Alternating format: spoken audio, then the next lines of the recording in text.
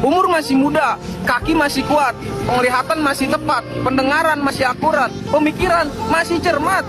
Jangan jadi pemalas, kita harus bekerja keras. Kalau bisa harus melampaui batas. Masalah hasil dan rezeki serahin sama yang di atas. Itu baru namanya laki-laki berkelas.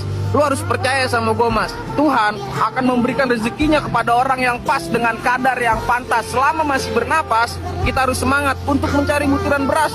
Kita laki-laki mental baja kok, bukan mental kapas. Tapi ingat, dari rezekinya harus halal, biar nggak masuk lapas.